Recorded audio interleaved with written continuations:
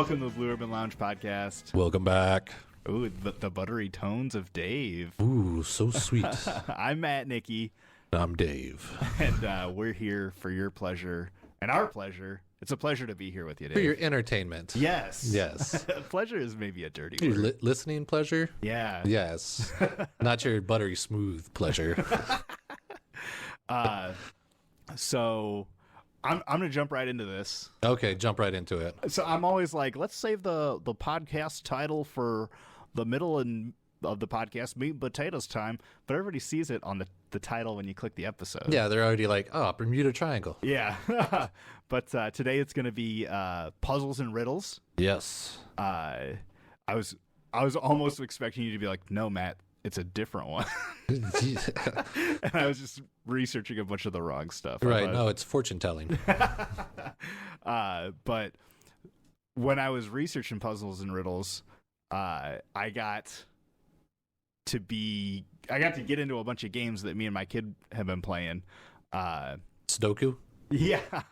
But I just thought I'd do a shout out to a couple of games. If you have never played it before, they're really fun games. Have you ever played Munchkin, Dave?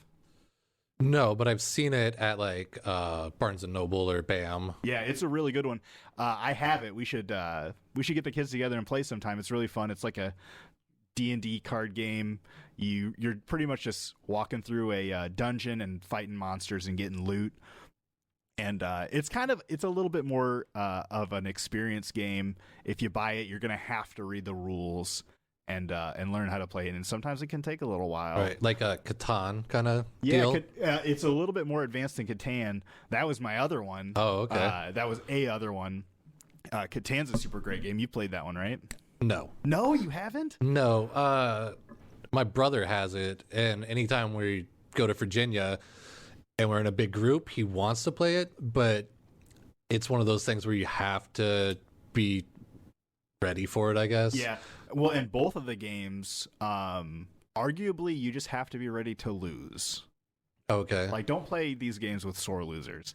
Right, but it's also like, hey, let's have a game night, and you're like, cool, and then all of a sudden it's like, hey, read this book and figure out, how to play. Yeah, I think Catan, as an experienced Catan player, I think that is easier to learn if one person knows how to play and he can set everything up.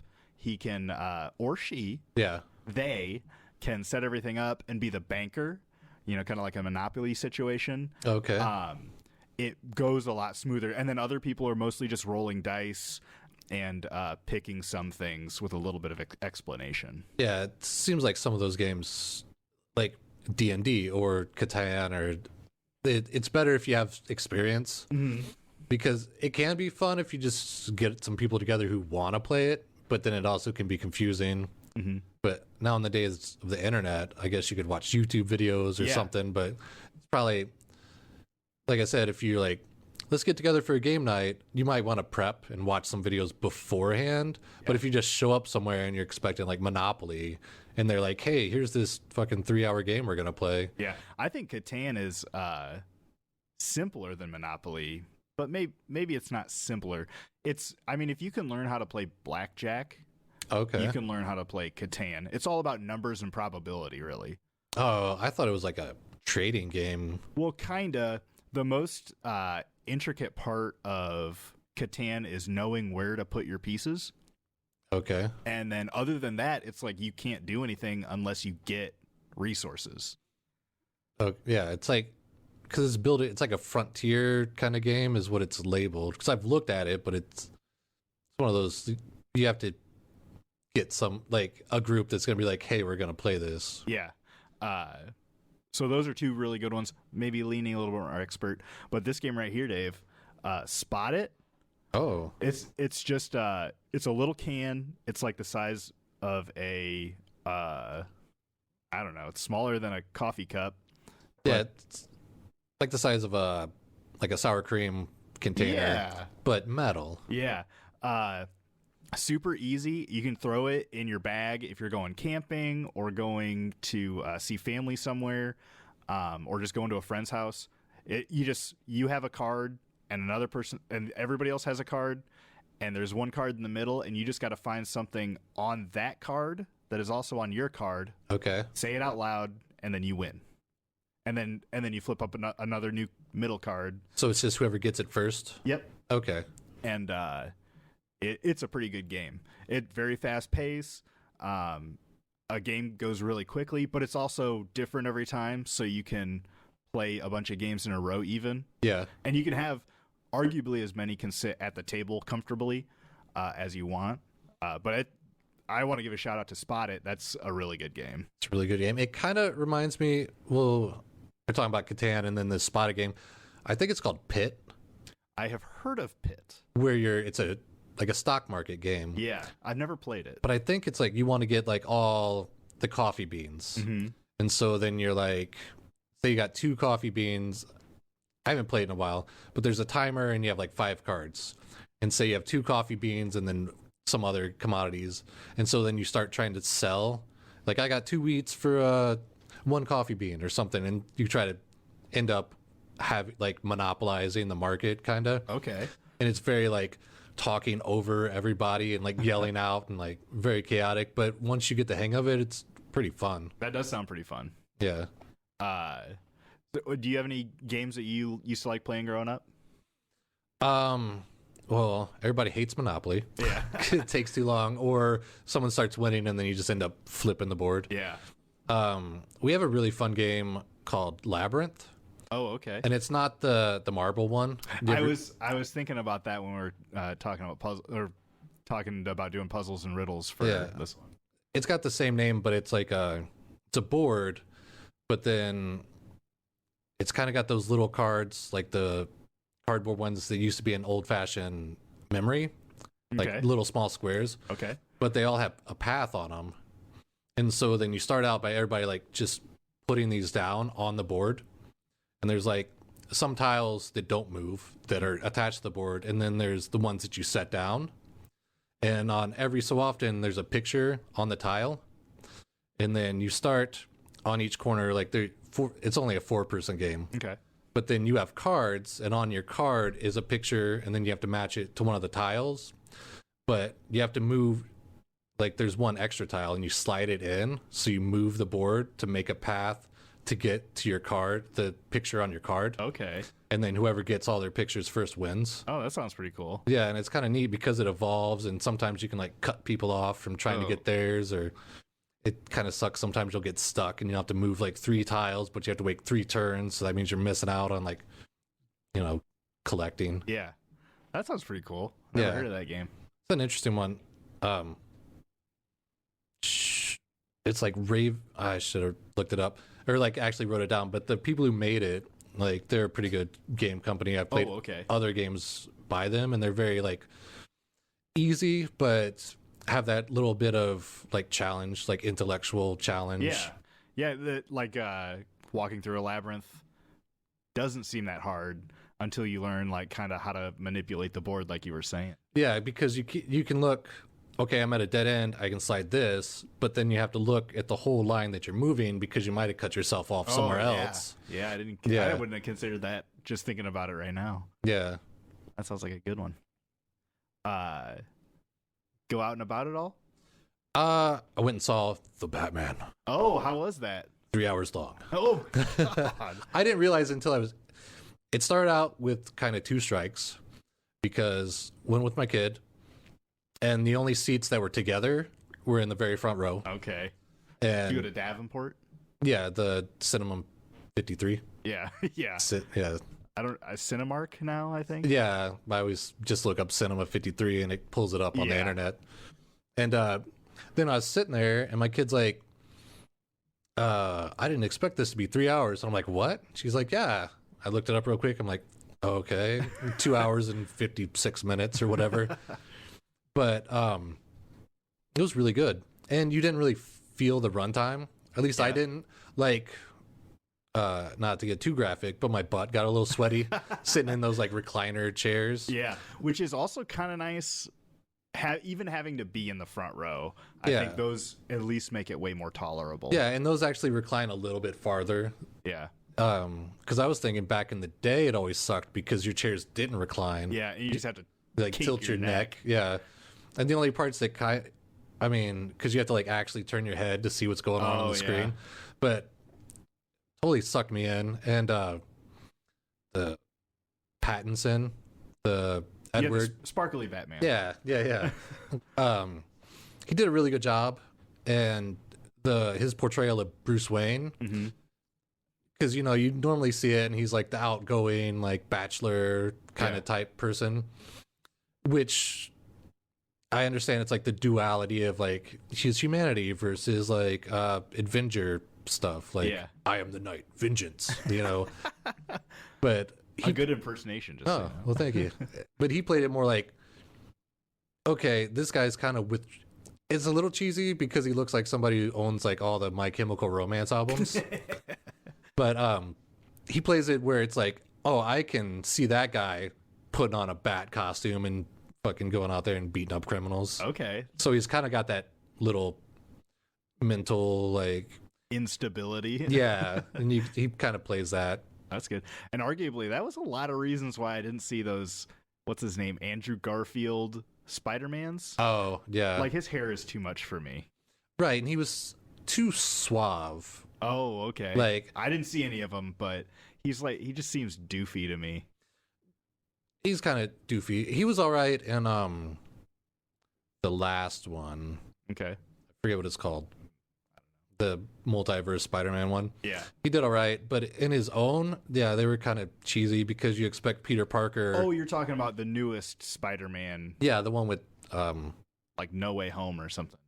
Yeah. Because it had all three of them in it. Right. Yeah, Tobey Maguire and the Garfield and old now. He still looked baby face though. Oh, okay. But yeah, the one guy, Andrew Garfield. Yeah, because his Spider-Man was good, but his Peter Parker was like, Peter Parker's supposed to be a dork and like get his books knocked out of his hand and like trying to like fit in. Yeah. But he was like, hey, I'm a cool guy and I got the hot girlfriend and look at me, like, so it kind of didn't fit. Oh, okay. I do like, I haven't seen any of the like Homecoming or No Way Home or whatever. Yeah. With this newest kid who is very British. Yeah, in like interviews and stuff. Yeah.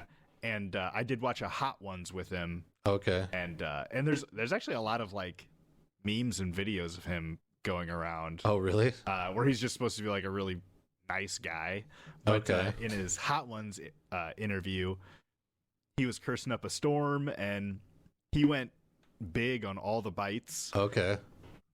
I also watched Weird Al, and like, dude, this Weird Al was taking like no bites at all. Like little tiny bites. Yeah, he was like barely getting any skin.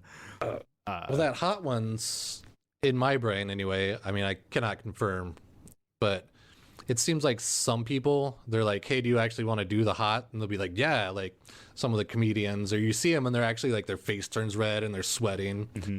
And then there's people like, that are bigger celebrities and they're like probably not doing the hottest ones. Yeah. Because I saw like a Rachel Ray one and she like got all the way to the end and was like fine, but I seen like a Bert Kreischer one where he's like taking his shirt off and sweating and like downing milk and well, like that's Bert Kreischer anyway.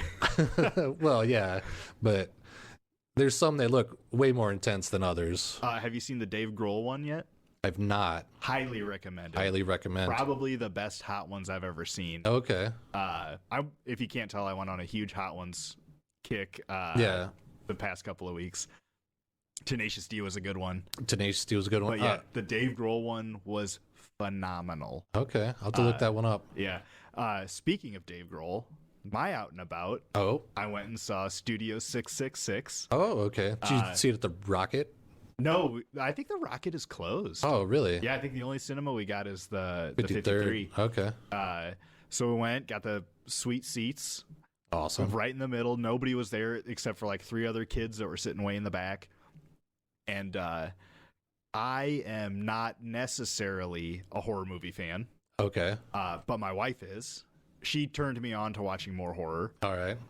And when I went into it, I had seen the interview, which he does talk about the movie. And he does describe it as they wanted to make just like a 20-minute short that would be maybe a little bit more like Evil Dead. Okay. Just a super B-movie short. Right. Which I did see a lot of that in there. Also, in the interview, he said like all of a sudden they were just throwing money at this thing. Oh. Because like it's Dave Grohl, it's the Foo Fighters. Right. I mean, got to be one of the most popular musicians right now. Yeah, he's up there. I'm not a big fan of the Foo Fighters themselves, but he seems like a nice enough guy. And when you see like, not to jump in here on, but like that when he broke his leg on stage, yeah, and then he went back and kept playing while they were like bandaging him up and shit. Yeah, he seems like very genuine. Yeah. And I mean, I like the music I hear on the radio. I don't go out of my way to listen to the Foo Fighters. Yeah. But like I was saying, they just all of a sudden started throwing money at it, and the effects were like really decent, and the storyline I thought was pretty good. My wife had a problem with the acting, but it's like they were all themselves. Yeah, and they're musicians. They're not actors. Exactly. And like that's part of why, you know, the B-movie aspect of it. Right. And she hadn't seen the interview and she didn't really know anything about it. Okay. But like I could see if you're going into it with the high production value, I could see where you would want better acting in it. Right. But I mean, they just were themselves, I thought. I think it made it more believable. Okay. As because the concept of the movie is the Foo Fighters are making an album in this haunted house. Right. And I heard it's kind of like a throwback to the old-timey like band movies like A Hard Day's Night or Kiss versus the Phantom of the Park, and like you know those like even like Sgt. Pepper's. Yeah. I think it might be the whole Lonely Hearts Club Band, but how they're like cheesy and it's a band, or like the Monkees. Yeah, you know? it was like an episode of the Monkees except horror, and it was the Foo Fighters. Yeah, I mean, they're all really bad actors. It's a really B-grade movie, but they're all like out there doing their thing and just having a good time. I've heard it was like a throwback to that, but like you said, the production value was like top notch. Yeah. Yeah, that was a good one. I suggest going at least see it on streaming service when I'll at it least comes. see it. Yeah, I mean, I like horror movies and stuff, but that's one I'd have to probably see by myself. I don't think my kid would be interested. Yeah.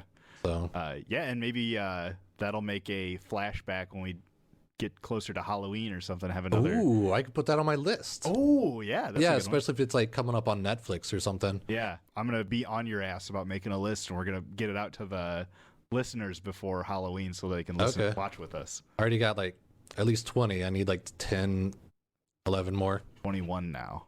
Oh yes, write that down. But yeah, that was the majority of my out and about. My son did have a hockey tournament this weekend. Okay, first place. All right. So congratulations to him, and that was kind of why we were able to play so many games this weekend and be able to hang out at home, because we had to commit to going to bed early, waking up early, and it kind of put a good button on the weekend. All right, doing the tournament. You didn't have to travel though. It seems like. No, it was a house league, so it was just all the kids in the local area. Okay. And they just broke it up into 4 teams. He won the first 3 games, and then won the second 3 games as well. River's Edge or the Mark? The River's Edge, yeah. Okay. They do have practices at the Mark, which is pretty cool. And arguably, my kid now is like over it. Oh yeah. But like the first couple of times where he got to skate on the storm ice, he was pretty into it, and felt like a hot shot. Yeah, that's kind of cool. Yeah, but then he was doing it once every Monday, so the guy got to be like, yeah, just gotta go to hockey practice, right? But he's pretty good at hockey. I mean, he's been doing it for 6. Now he's been doing it for 8, 9 years now. Yeah, and I'm proud of the kid for sticking with it. That's cool. Yeah. Anything else for you? Not really. Let's try to think out and about. No. We like lately me and the old lady have been like doing breakfast spots. Oh, okay. And I was trying to remember if we went somewhere that was like memorable, but no offense to the breakfast spots in the Quad Cities, but they're all kind of the same. Yeah. And like, you can always get corned beef and hash, or like for some reason like a Euro omelet. Whoa. Yeah, that's always my kind of go-to. Okay. Toasted in downtown Davenport on 4th Street. We went there one time, and it was the first time I'd ever seen and gotten chicken and waffles. Oh, yeah. Yeah. Have you ever eaten chicken and waffles? Yes. It's fire. That is fire.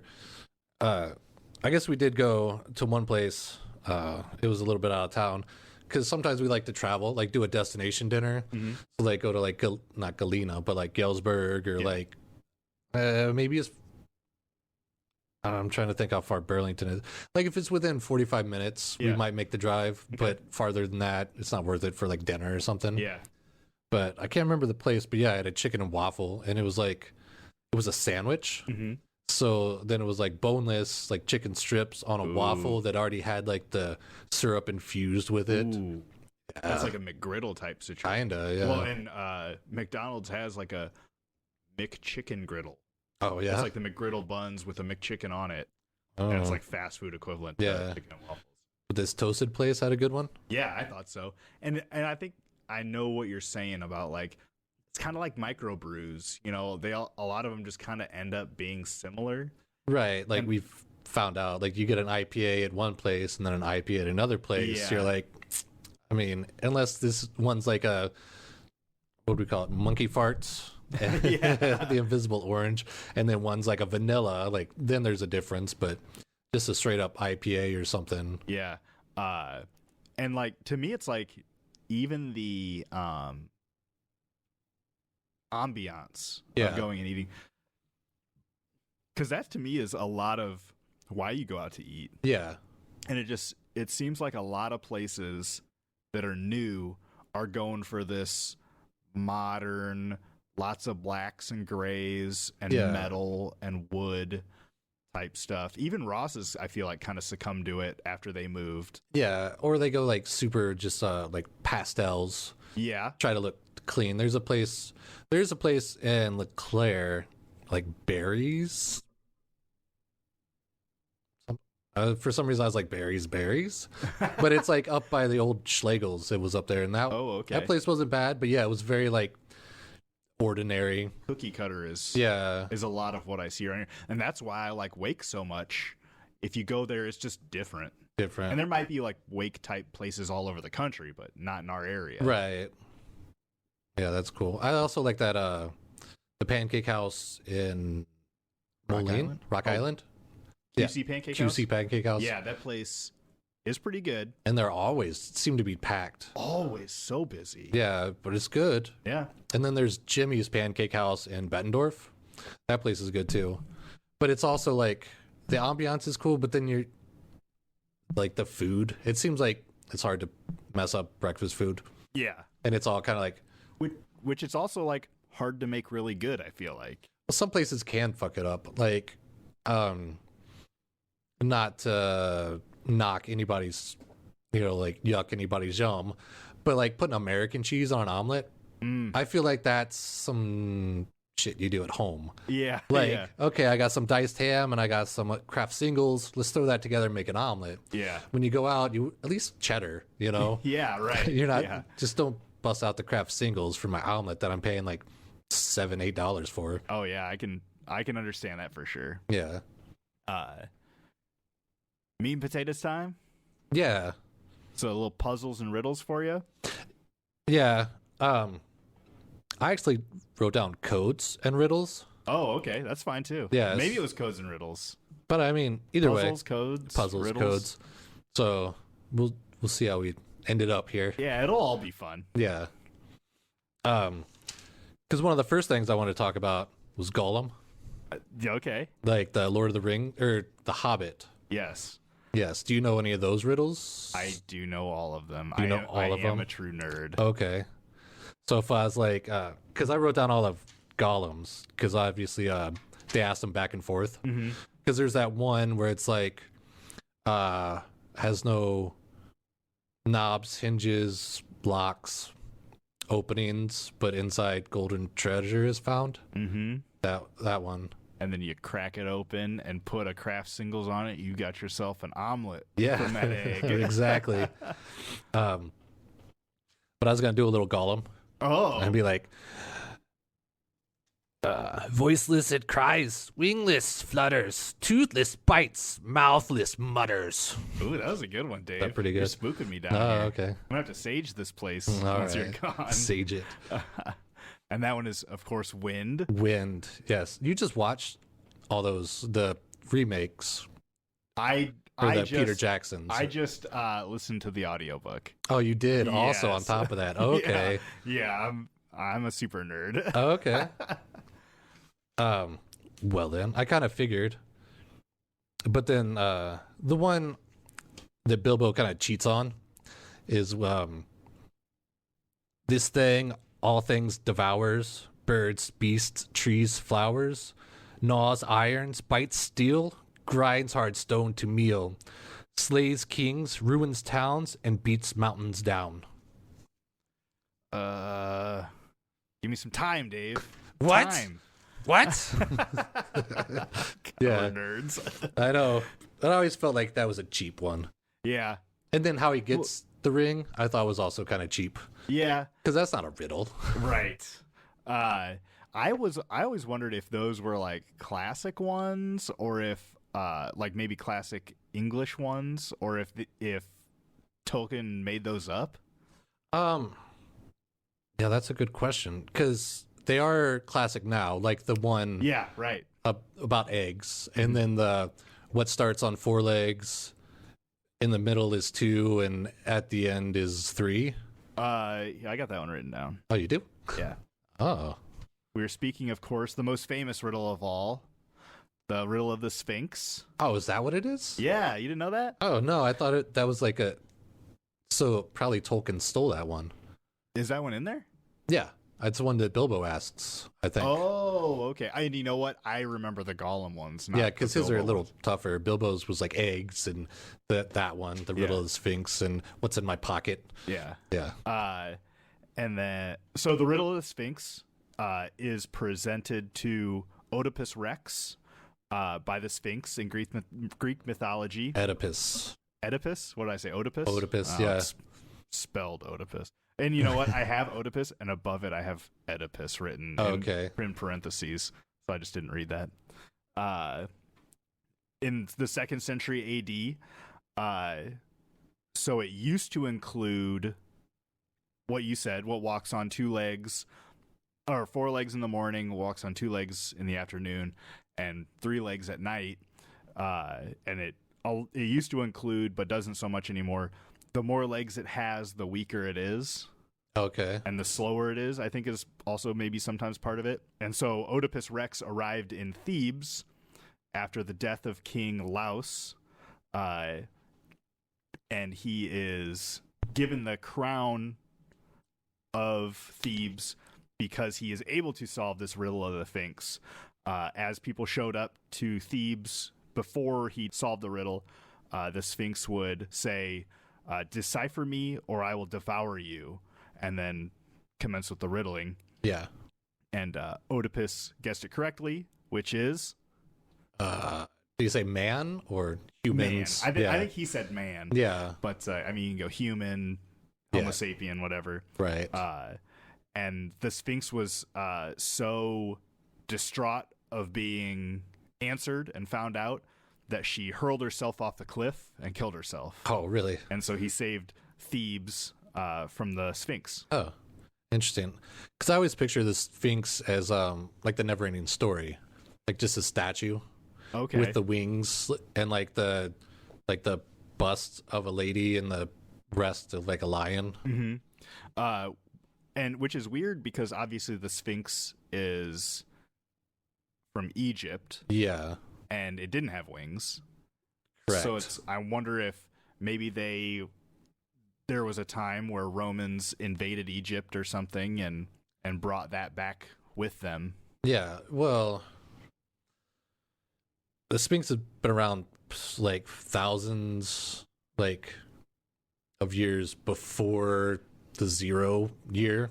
Oh, okay. So if you're counting from now, it'd be at least like 4,000 years old, in theory. The Sphinx statue? Yeah. Okay. Because the pyramids, for perspective, were built, woolly mammoths were still roaming the earth.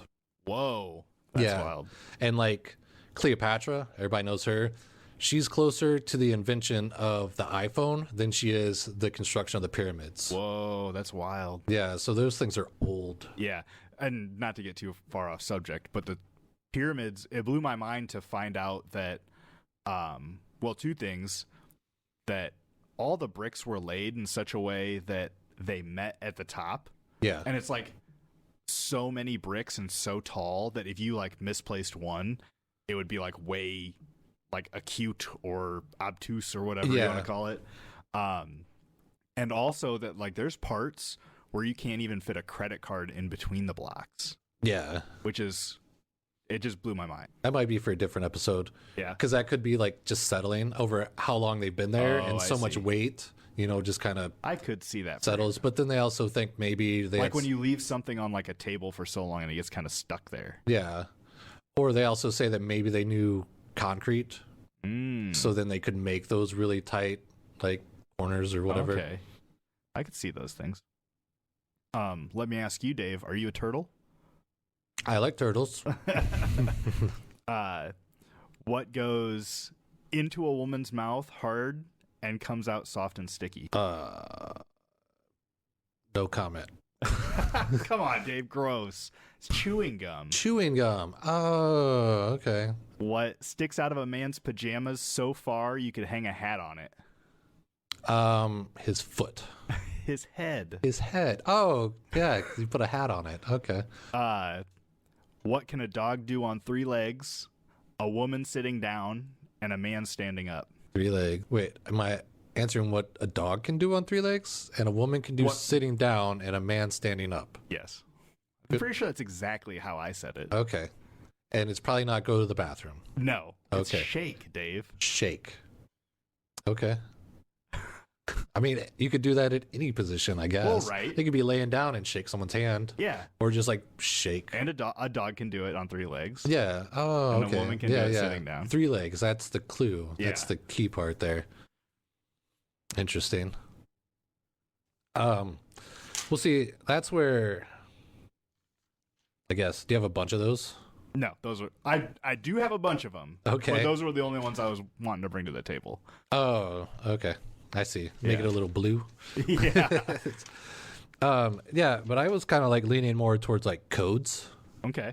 And there's these things called number stations where on shortwave radios, they broadcast just like random numbers. And it started, they think, back in World War II, where it was a way for whoever to communicate to their spies or their people behind enemy lines. So that way, you know, it couldn't be intercepted and be like, oh, they're going to strike Normandy on this day. Instead, they would just like dish out like numbers, and it'd be like, you would just like tune in to the station and it'd be like 8597358, and they would just broadcast them. And it was used pretty much by everybody, because you can tune into them still today. They still use them, and they'll be like in German or Russian or French, English. And are these old ones repeated, or are these new codes? Yes. Some of them are new, because they'd say there's one like famous one that's UVB76, which if you Google it, people like live stream these, like, so they'll like get their little shortwave radio and then just put their microphone to it and then just run it, you know, on YouTube or on a website. There's actually a website called spynumbers.com. Okay. That has you can click and like listen to all these different streams of shortwave radios. Okay. And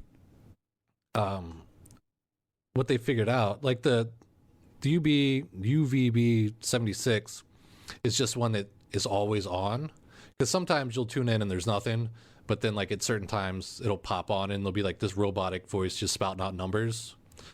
But the UVB is like always on, and it's always just static, and then like this buzz, like, but it's like an open mic because sometimes you'll hear people in the background, like faintly talking. Oh, supposedly there's a clip of it where there's like a woman screaming, and then every once in a while, like this one's different because someone will get on the microphone and talk, and it won't be like the digital recording kind of thing. yeah. And they said that these urban explorers kind of pinpointed where it was, and they were going to go there. And as soon as they like put that out there, it went off the station or went off the radio for a day, and then restarted broadcasting from a different location. Oh, But when these urban explorers went, they found like a logbook that like confirmed that it was some kind of military something, and that there were broadcasts from this location. And it says like it's still, that one is still going today, and that there's a variation of it which is Sierra Golf 5, like spelled out like Sierra Golf, not like SG5. okay. It's on Twitter that'll tweet out these random number generated things. Oh, And the code, nobody's cracked any of these codes because there's a thing called a one-time pad, okay. and it's pretty much like two books that are identical, but to be able to like get to the next page, you have to rip the first page off, and so then you can like burn it or like eat it or flush it down the toilet. And there's only two books and they're identical, but it's all random. So like, So it's not a book. It's like a made book. So they Yeah. only made these two. Yeah. Okay. and it's all random. So it'll be like 1, 2, 3, 4, 5, but then it'll be like Z, B, E, F. And so then when you say your numbers, you can be like 4, 8, 3, 5, and then the only person who can make a word out of it is the person who has that same Okay. exact page. And so there's no cipher. There's no way to understand what's going on. I mean, like, maybe if you recorded it and there's a couple repeating numbers, you could find out. You'd be like, oh, maybe that's O. But then to fill out the other ones, there's no real way. They say that these one-time pads are like the only unbreakable cipher Okay. because there's only the two, and pretty much when you rip off the page and then the next transmission is the second page, you flush it, you burn it, it's gone forever. Like, you can never go back and be like, oh, this page, like, no, because the cipher is different on the next page. Yeah. It's- Oh, that's crazy. Yeah. That kind of makes me think of that Zodiac Killer's cipher. Oh, yeah. I wanted to look. I was talking to my wife about that today, but I didn't have enough time to research it. Okay. But that one was crazy because it was just like all symbols. Yeah. Isn't that why it was Zodiac? Or was it? I don't know if they were all. I thought it was the way he was killing, which was the That's Zodiac. what I was thinking. Maybe on, I don't know how that worked, on the phases of the moon, or he was killing people that had different zodiac signs. I'm not sure. But I mean, I don't listen to those true crime podcasts. Oh, yeah. So I can't say for sure. I've only seen like the Unsolved Mysteries or whatever kind of stuff. Yeah, but my wife she made a piece of art on shopabernathy's.com. You can buy a sticker, and it's a cool metallic-y looking sticker, and it says slut for true crime, but in the background it's got like the Zodiac cipher. Oh, okay. And it was pretty cool, and just like looking at it, it looked really interesting. Yeah. Some sort of like, it almost looked like pseudo-mathematical, which is how they solved it, was a team of, no, I think a math teacher, they posted it in the paper. Yeah. And I think a math teacher figured it out. Okay. Or maybe a lady, I don't know, but there's a mathematical way to figure it out. And but it looked like a cool looking thing. Yeah.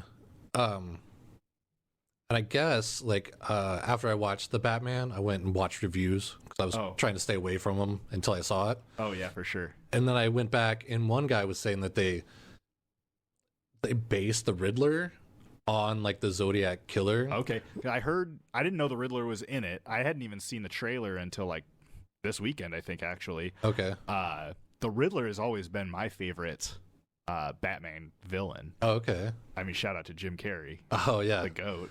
That's awesome. But yeah, I think that part of like mystery and like problem solving makes like crime fighting better. Yeah, I mean, it was the first Batman movie where he was actually doing detective work. Yeah, exactly. Yeah, so it was kind of cool. A lot of what I looked into was mazes and labyrinths. Okay. And so like the first couple of labyrinths that they've found date back thousands of years, like 13,000 BC. And they did the BCE. Yeah. I think we talked about that in a past episode. Right. I don't remember I didn't look up what it meant, but I know BCE is before current era. Oh, okay. Yeah. So it's still based on Christ, but they changed it so it doesn't say before Christ and after death. So I don't know what it is now. Yeah. So maybe it's like at ACE at current era or something like that. Yeah. The thing that they found that was the furthest back that I had been able to research, 13,000 BCE, give or take, with that carbon dating stuff, was a piece of brass jewelry. And it had a labyrinth carved onto it. Yeah. They've also found a lot of like rocks and things like that with labyrinths carved onto or painted onto them. Labyrinths and mazes have been found in Europe, Africa, Asia, the Middle East, North America, like pretty much all over the country, or all over the world, rather. So it's not a Celtic, like a mainly Celtic thing? No. Because I always seem like that's like the Vikings though did use it a lot. Okay. And some ways that those like northern European people would use it would be for like and a lot of people would use it for religious purposes. All right. So like a lot of hunters or fishermen would walk a labyrinth that they had created for good luck, or like a bountiful harvest, or a good catch, or they even have been found in churches where patrons of the church would walk over the maze at the threshold, but the devil would be so curious and devious, he would get caught within the maze and not be able to enter. Yeah, because he'd have to figure it out. Yeah. Yeah. So the oldest labyrinth, speaking of Greek mythologies with the riddle of the Sphinx, was Theseus and the Minotaur. Oh, okay. So the let's see here. The king of Crete, King Minos, his wife had lain with a bull that was Zeus in disguise. Yeah. And had an offspring, which turned out to be the Minotaur, half man, half bull. Yeah. And so Theseus was super mad, but it was also kind of the son of Zeus, so he couldn't just kill it. Yeah. So he trapped it in a labyrinth. Oh, okay. And for years, he would feed 7 people to the bull, to the Minotaur, and he would take them from Athens. He would take people from Athens and sacrifice them. I don't know if he was ruling over them or it was a conquered city or what. Yeah. But he would send 7 people to be eaten by the Minotaur. Eventually, Theseus, who was from Athens, came to Crete, and he vowed to vanquish the Minotaur. Yeah. King Minos's daughter met Theseus before he went in. They fell in love, and she gave him a golden thread to unwind as he walked through the labyrinth to be able to find his way out. Yeah. And he did kill the Minotaur, and he became king. So the story goes. Okay. So that's kind of the most famous labyrinth tale. Sorry. Although they've been used by many other cultures for a long time. Yeah. Well, that's interesting because I always heard that the Minotaur was the one who built the labyrinth.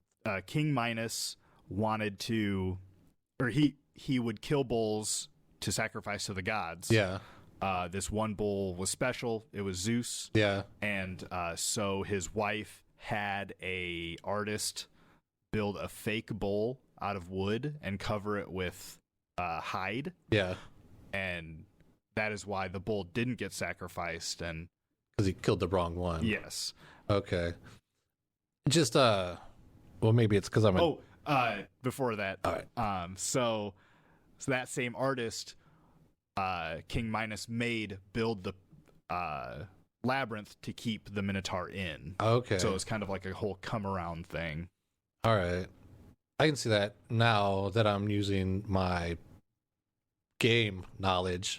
Like from the first God of War, I think it was this architect that built the labyrinth and like also was like part of his tombs, which is like what the game said. But then like games like Dungeons and Dragons, it seems that Minotaurs are the architects of the maze because they have like some kind of ability or something. But yeah, so I was always conflicted and thought that the Minotaur built the maze like as his home. But now that you say that, I guess, yeah, like in the God of War, it kind of used more of the traditional like Minotaur maze kind of thing. Which, shout out to God of War, very well put together game with all those Greek myths. Yeah, it's like they did their research before they just slapped it together. Yeah, right. Yeah.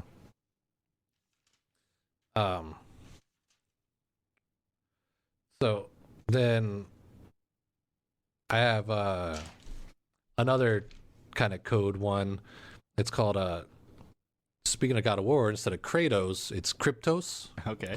And it's a sculpture by Jim Sanborn that is installed outside the cafeteria of the CIA headquarters in Langley. And he it was not commissioned, but like where they cut the ribbon, that thing, on November 3rd, 1990. And it contains like a 4-part riddle. And it's kind of weird looking. Like if you like roll up a magazine and then open it and then try to stand it up, it's kind of wavy like that. And then it's got like pieces of like driftwood, but like petrified wood just next to it. And this like kind of moat that kind of traces around it. But on these 4 like brass plates, it has like cut out like a cipher. Okay. And I guess 3 of the plates have been solved. And because it's like 12 foot tall and like 20 feet long. I got 4 copper panels, and each panel is a different like riddle. And 3 of them have been solved, but the last one nobody's got, like, even to today. Like as early as 2020, Jim Sanborn put out a clue to like help people. Like he gives out like, okay, the 26th and the 27th letter, like that corresponds to BC, or these 4, that means northwest, and like giving them hints, but nobody's still figured out this last part. And it's like one of the most famous like unsolved like I don't know what you would call that, just a cipher. Yeah, a cipher. And the first 3, like the first one is just a poem that he wrote. The second one is like coordinates to, it's like some weird cryptid thing where it's like, oh, they used magnetic lines, and did the CIA know about this and something, but then it gives coordinates to the door of the cafeteria. Whoa. Yeah. That's funny. And then the third part is an account of Howard Carter's like opening the tomb of King Tut. Okay. and it talks about like what he wrote in his journal is the passage that's on there. Oh. And yeah, it's just the fourth one is one of the ones that they haven't solved. And only this Jim Sanborn knows, because he says like when it was commissioned, he gave the answer to the director of the CIA, but in later interviews he's like, yeah, but I didn't give him all of it. So pretty much he's the only one who knows what it says or what the key is. Yeah. And you can like, there's pictures and stuff online, and I even found a thing on this mathweb.ucsd.edu that tells you like kind of the steps to solve the first 3 sections, and then it just says at the bottom solving section 4. It's like, solve it and you will win $1 million. Not really, but wouldn't that be neat? Like because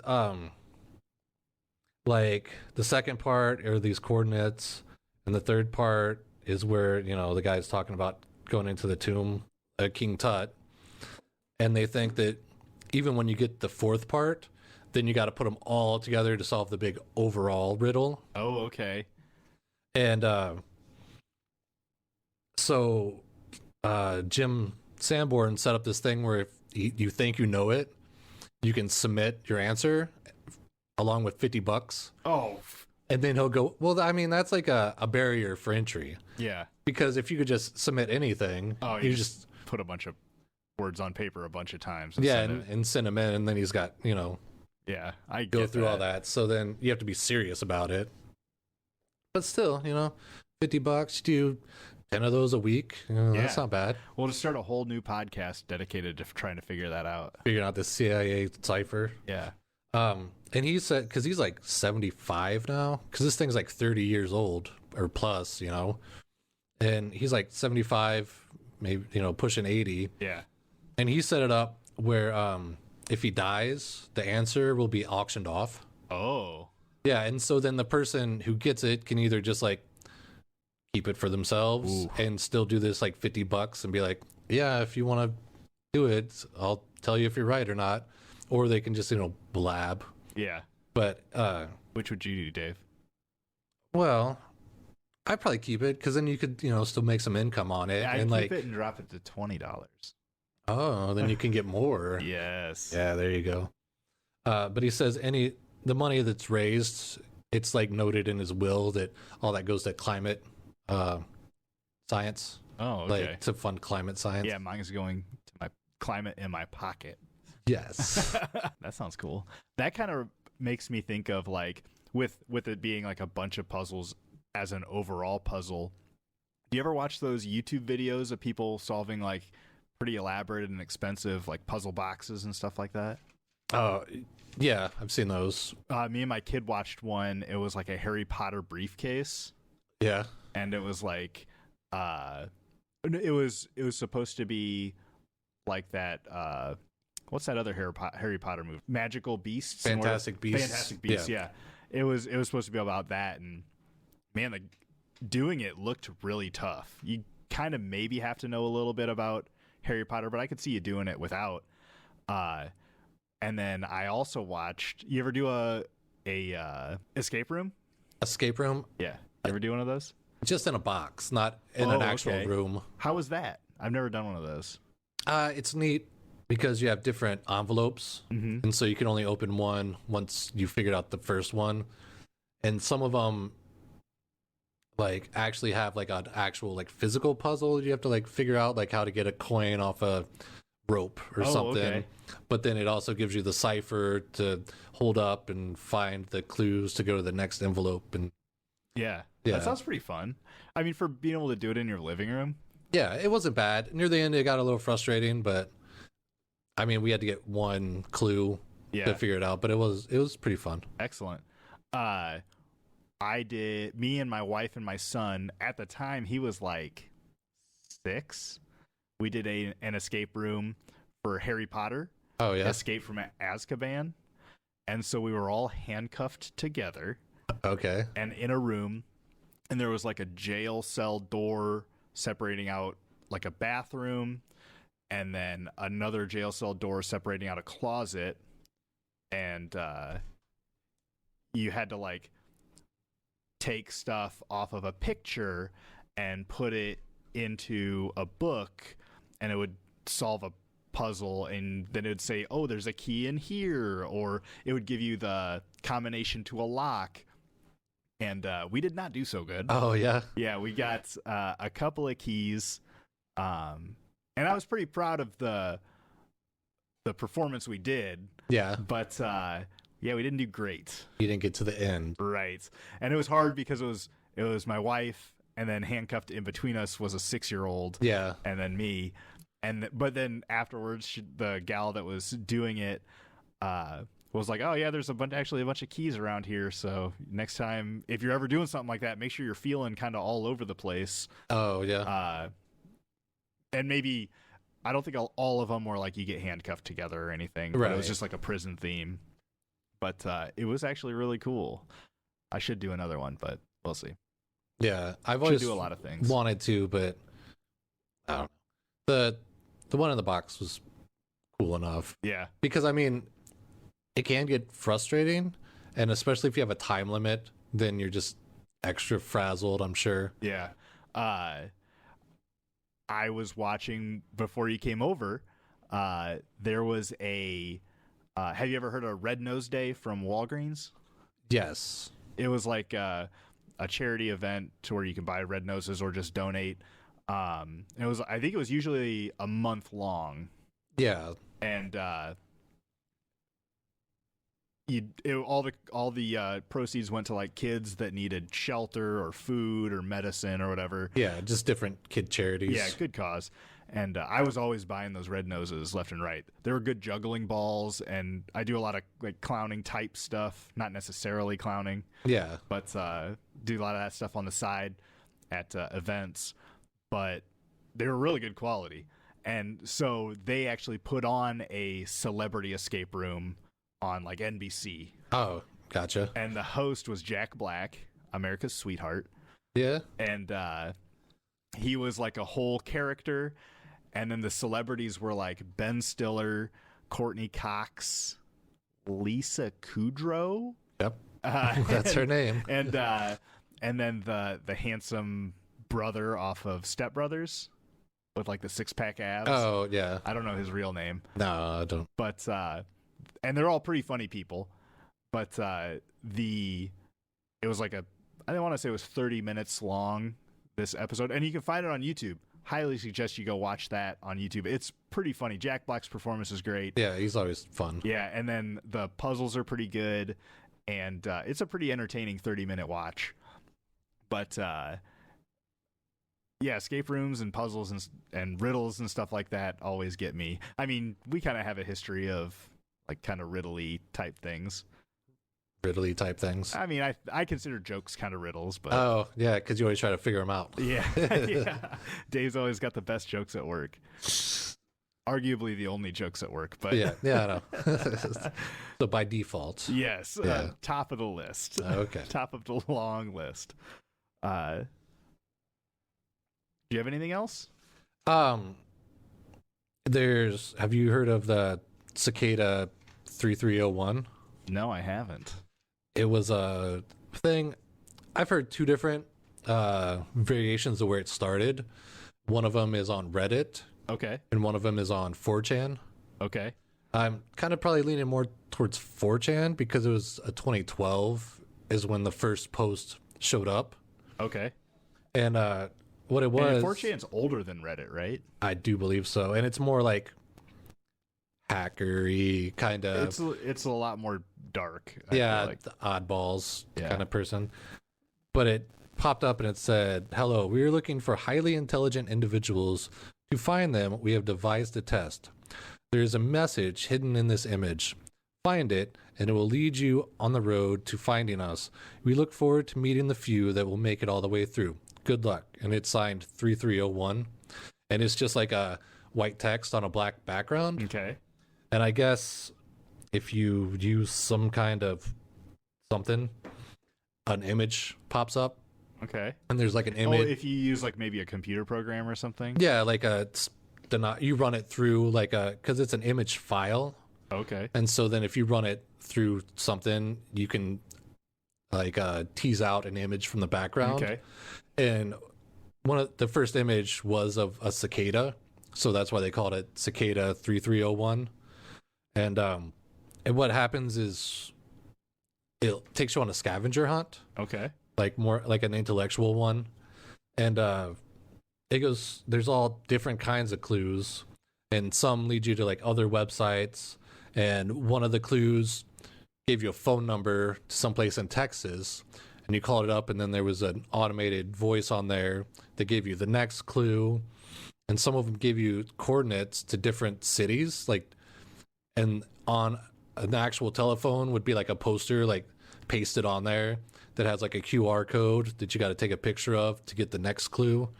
Wow. Yeah, and and it went all over the world. Like there was one in Russia and Germany and the United States, and there was one in England. I don't know if they assumed that you would travel there, or a lot of people just got help from people on the internet to, find the code for them, or hey, can somebody go to this coordinates? Yeah, that sounds pretty elaborate.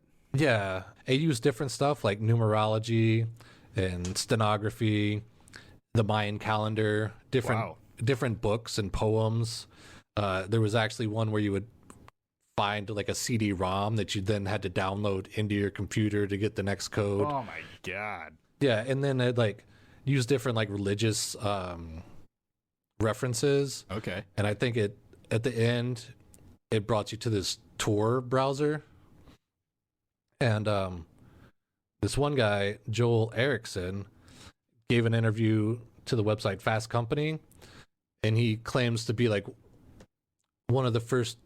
He says he's one of the first to solve it, but then as the interview goes, it says he got all the way to the end, and the last message pretty much was like, hey, you guys have been collaborating, and that's not what we wanted. We wanted just one person, to do it. We wanted you guys to do it on your own. So this is a dead end, pretty much. That's a cop out.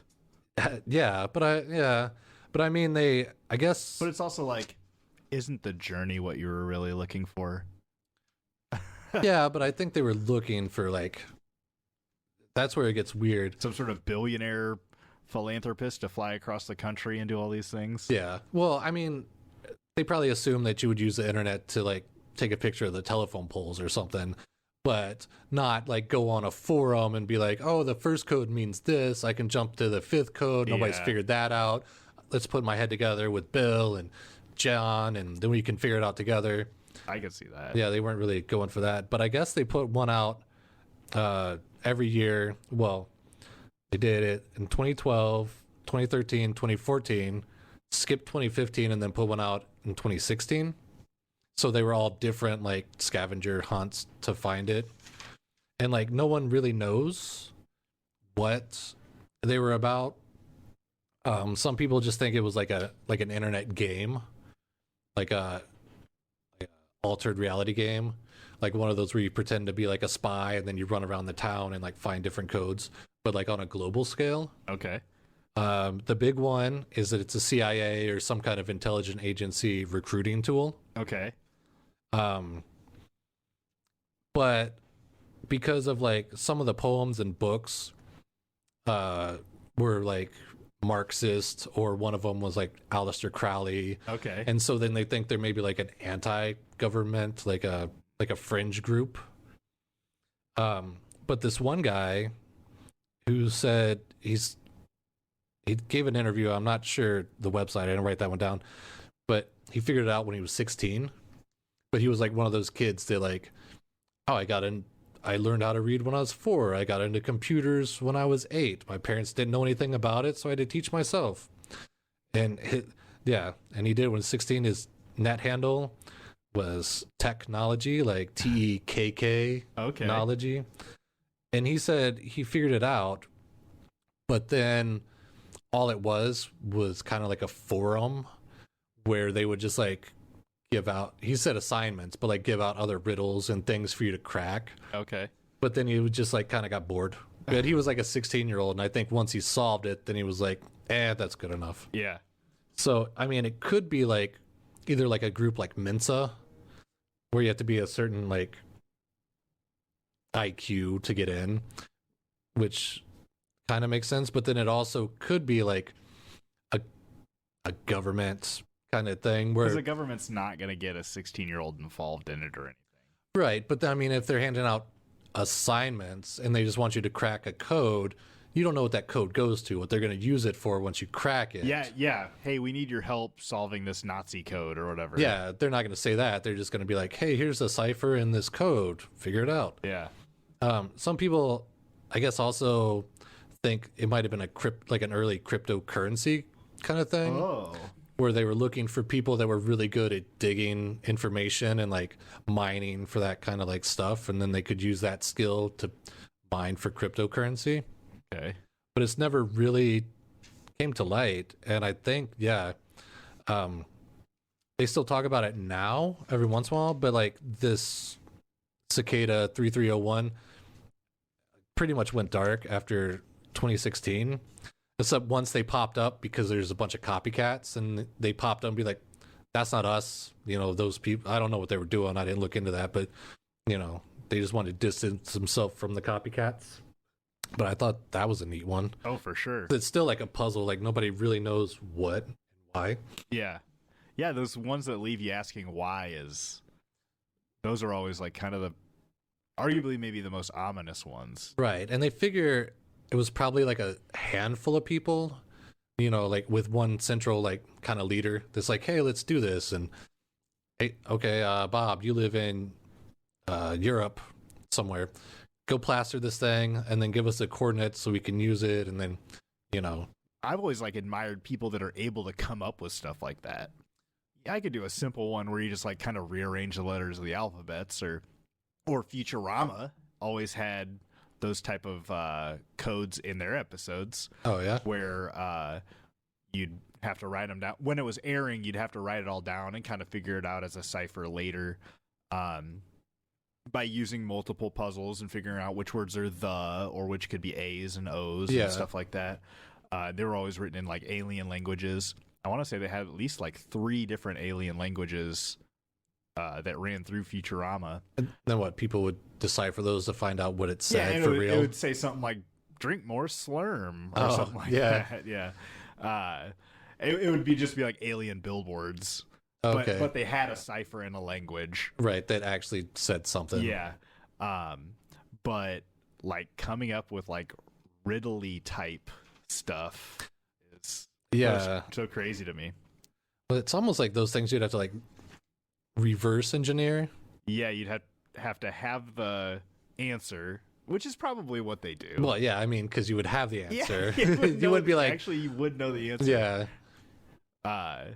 But then like coming up with what book to use or maybe how to figure out which book to use, or right, or a passage that you could line up somehow to say what you want it to say. Yeah, I want to say that I had heard. Maybe I'm way out of left field on this one, but they had like pages that had cutouts that you could put in like the Bible or something in super common books and for like codes. Right. The first thing that comes to mind is Con Air. Oh, okay. That's probably where I'm picking it up from. Because I think he got like sent like a postcard with the Last Supper, and if you cut out the people's eyes and then go to this passage that was in the letter, it says something else on it. Yeah, I bet that's probably where I'm getting it from. Yeah. So, Dave, first, think of a person who lives in disguise, who deals in secrets and tells not but lies. Next, tell me what's always the last thing to mend, the middle of middle, and the end of end. And finally, give me the sound often heard during the search for a hard-to-find word. Now string them together and answer me this. Which creature would you be unwilling to kiss?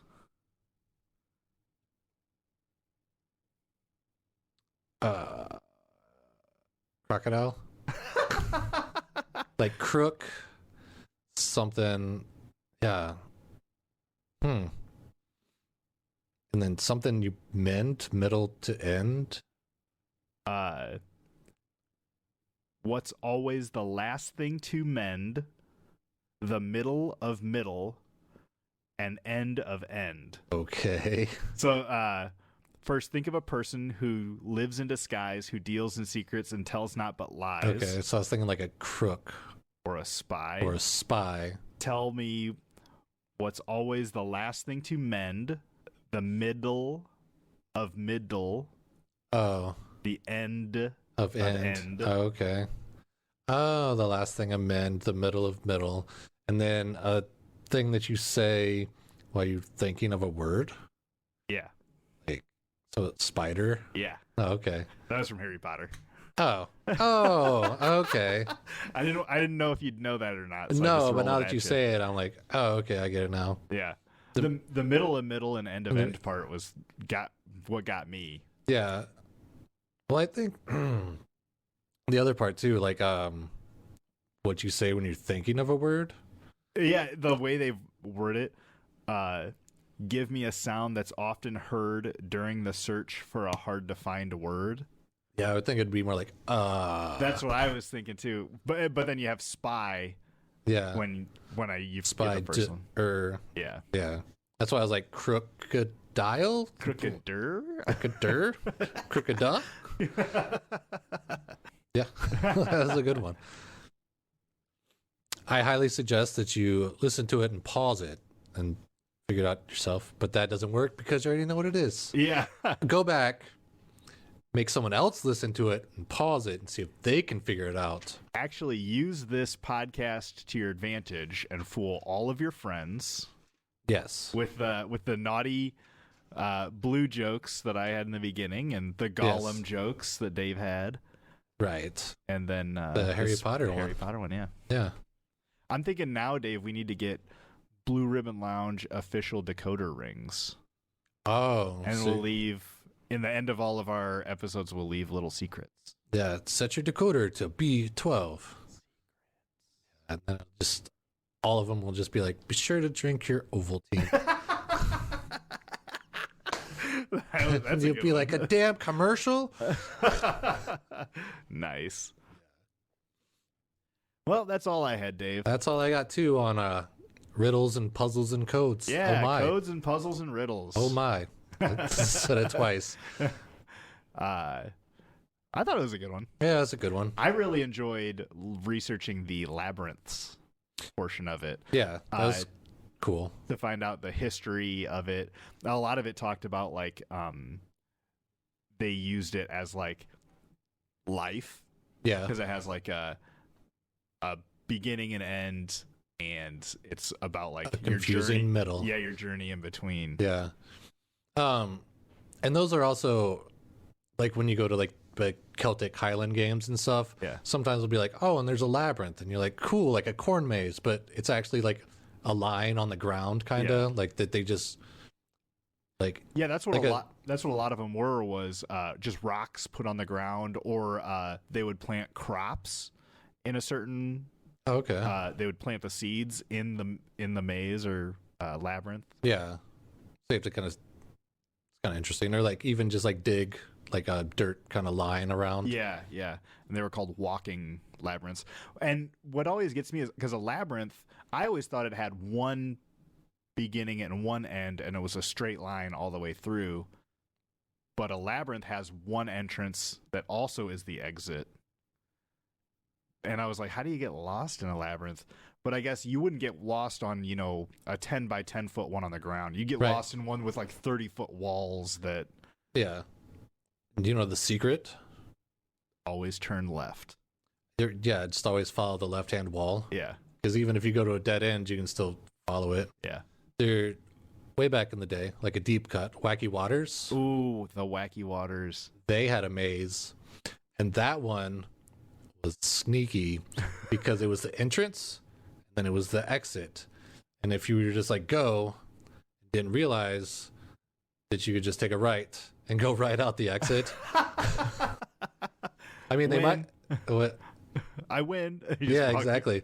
Because Yeah, because I went to do it and I followed a wall and it just came all the way back around. I'm like, I could have just taken a right. I don't know if they changed it up, but that time that I remember, it was like, yeah, just take a right and you're done. That's funny. Or the Amazing Maze. Amazing Maze? Oh, Corn Maze. Corn Maze, yes. That's a good one. I always try to do those in October. Yes. It's always fun. Well, that's all I got. That's all I have. Thanks so much for listening. Hey, make sure you hit up Shop Abernathy's, grab some Blue Ribbon Lounge stickers. The website is better than ever.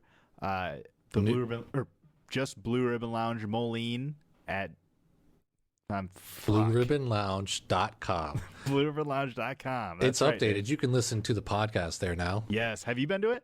I scanned it after you said you updated it. Excellent. I'm just glad somebody else double checked it. Yeah, it looks good. And then you can also, there's a link to merch there too. Go straight to Abernathy's Blue Ribbon Lounge section. Oh. So you can only see all our stuff. You can see directly all our stuff. That proceeds go back to the podcast, pays for our equipment and our time.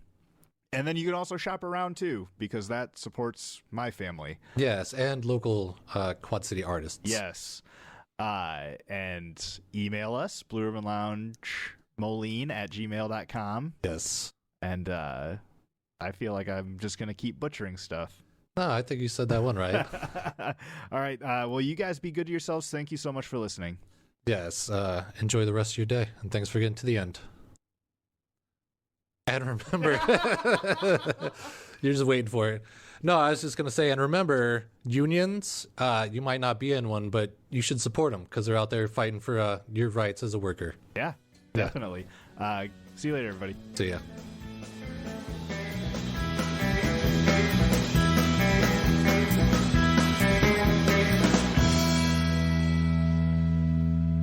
First, think of a person who tells... Fuck. I can't read my own fucking handwriting.